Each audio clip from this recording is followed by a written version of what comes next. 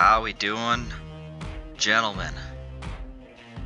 I feel inspired after episode 1, so much so that I'm going to go back to back here. I'm doing this one same day. Why not? It's Friday. It's snowing like crazy. What else are you going to do?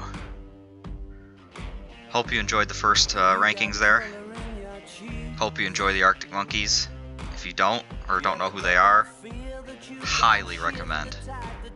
I'm not an influencer, but if I could influence you to Arctic Monkeys, it's worth it.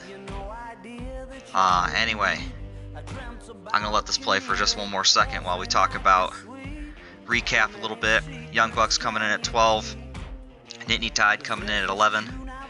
Let's jump into the number 12 team. This one might be a little shorter video because the number 9 team, we'll get to it. Number 10, if you're on the right, you don't like the fact that I'm scrolling to the right, let me kill the music. Going down to West Coast Spartans. Now, I feel like West Coast eventually is going to show up at my door and just shoot me in the face, because I feel like I'm always constantly ranking him lower than he probably should be, and he's probably sick of it. I have nothing against Chad. In fact, I'm going to take a second here to say I am so thankful for the fact that we had picked Chad and Vinny to join this league a few years ago. I think it's 3-4 years back. These guys have been absolute assets to this league. I don't know who else we had on the short list, and I'm sure that they were probably fine, but this transition to having these two teams join couldn't have been any better. And as like a commissioner, if you've ever done the commissioning work, you know that there's a lot of, Slocums. If you don't know who Slocum is, he's a rotten apple that can destroy leagues. Gunther, these guys are rotten apples that they do things that are just not in the best interest of anybody's mindset. And Chad and Vinny have come into this league and have been absolute assets, and I appreciate you guys. But with that, that's not going to change your ranking this time. Love you, Chad. You're the best looking guy in the group, but you're ranked 12th, or 10th, excuse me, sorry. I think the big reason I have Chad coming in at 10 is because right now we don't see a whole lot of spots filled, and we don't see a huge cap available.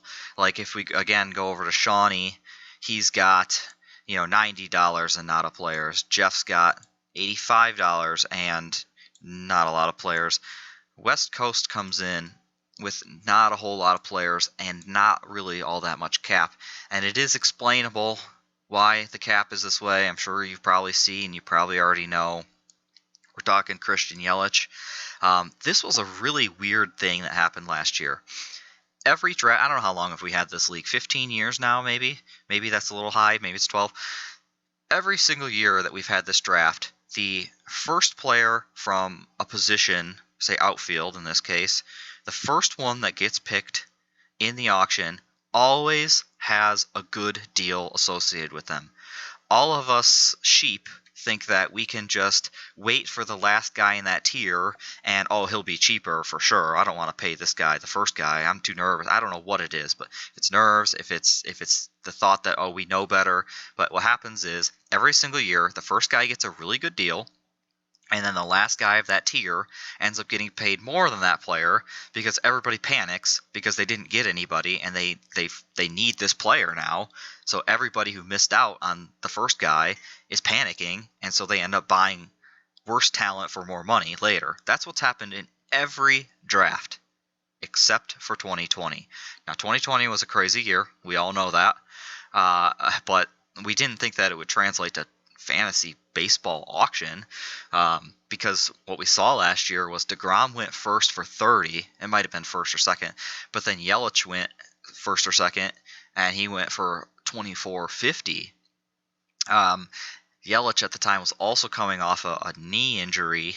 The severity was kind of unknown to a degree. But if I'm thinking about this year's draft, we got Trout coming up. We got Mookie Betts as a free agent. We've got there's one more. Bryce Harper is a free agent, and I'm sure that there's other names that are kind of in that elite tier of players in the outfield.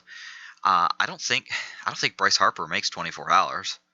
I think Mike Trout will get up there, but I don't know if Mookie Betts will make closer to what Mike Trout makes because they're very similar, or if Mookie Betts even gets to $24.50. That is a hefty payday. That is what we used to give, the second best starting pitcher in the group of four. It was always Verlander, Scherzer, Greinke, and Carrasco or Kluber. It was like those five. I remember one year it's when that really jumped in price for those guys, and or Kershaw went for 32 or something, and Carrasco went for 24, but he was the fifth best starting pitcher free agent that year, and he went for 24, 25. Christian Yelich got paid, and of course he's loving life, but in this circumstance and after the year he had, that's not ideal. Now, I do think Christian Yelich is going to bounce back, because how can you not, first of all? I think Milwaukee's team is a joke. I don't know how they made the playoffs. They didn't even try last year, and it was embarrassing, and I hated watching them. I thought it was bad for baseball, personally, that the fact that they made the playoffs. I did like extended playoffs, but I did not like the fact that a team like that could make the playoffs. So it was kind of a catch-22 for me. Anyway, back to West Coast. Yelich is going to bounce back. I don't think he'll be worth the $24.50, obviously, but the thing that I do like, and I try to rationalize it in my mind, is that if you take Christian Yelich and you take Juan Soto and kind of combine them into salary, then you're kind of at that $12, $11, $12, $13 range for both of them. That's pretty good at market value. If you were to go into auction right now, Soto's not getting 12. This dude is an absolute maniac. He might be the best player in baseball, honestly. I know Mike Trout is clearly been the best for a long time, but Juan Soto is a freak. And what we forget about Juan Soto is the dude's he's 23 years old, I think. It might be 22.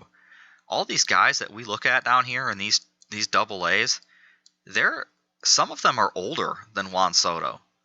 And these guys suck. Juan Soto is an absolute stud. So in my head, I try to rationalize the $24.50 by coming in with Soto, so they're both making 12. And if they're both making 12, then I feel better about life.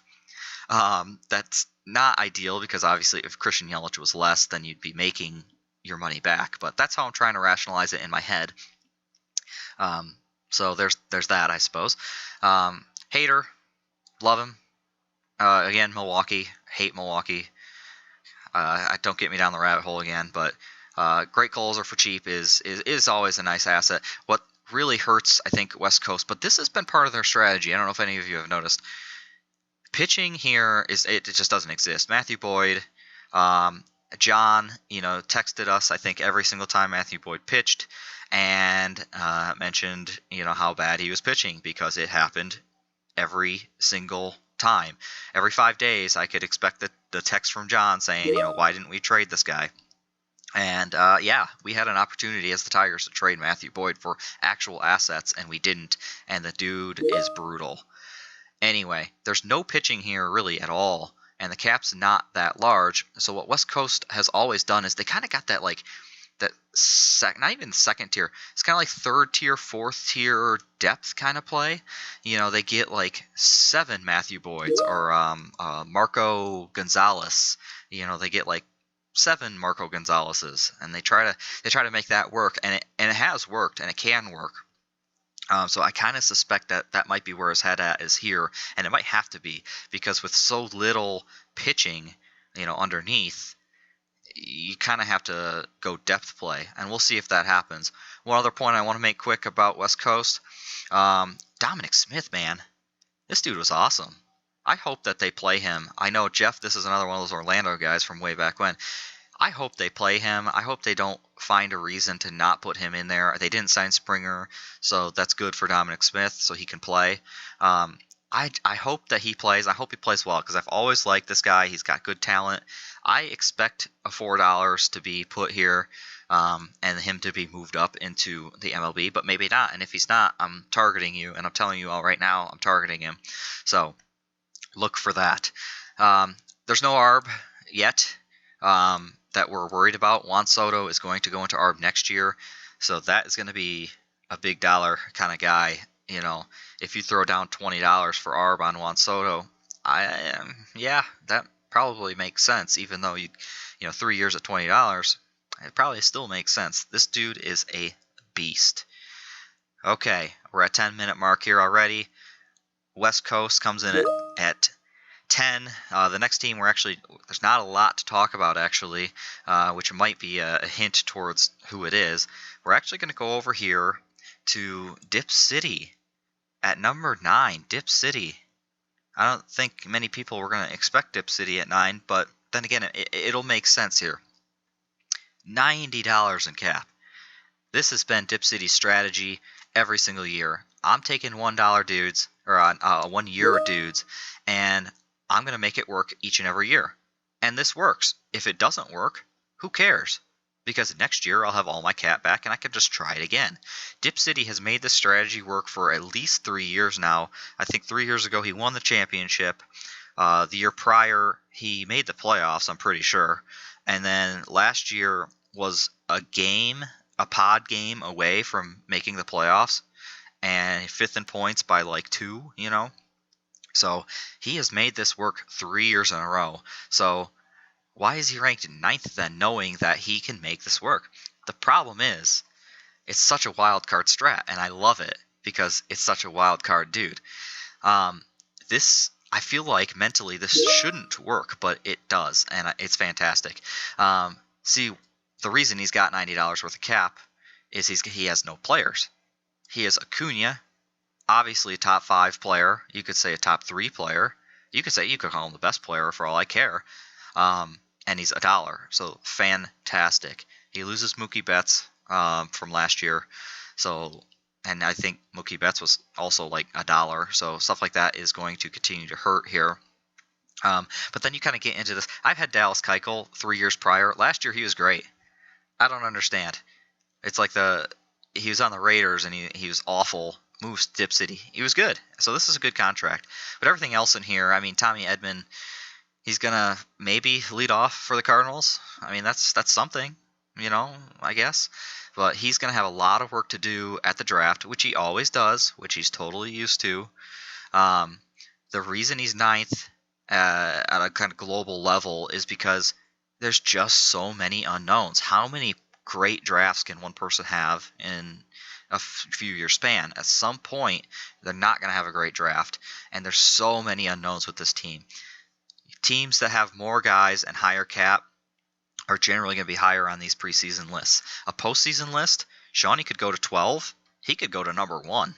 It's that random with him right now. And for me, at least, when we're talking about fantasy, random isn't usually good. It has worked for Shawnee. That's great. Let's see what happens. I'll be very curious.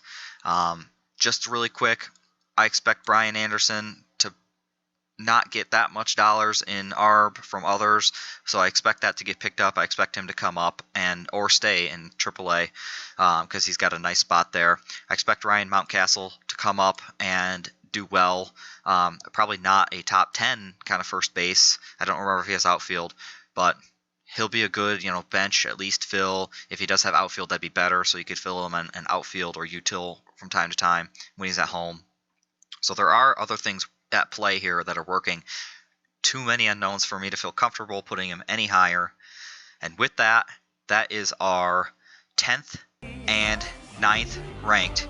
Let's enjoy a little bit more of the Arctic Monkeys as we exit this week's, and I say this week, but really I'm going to post these every other day, I think, episode 2. We're going to get into the next rankings. Appreciate you guys. Have a good one.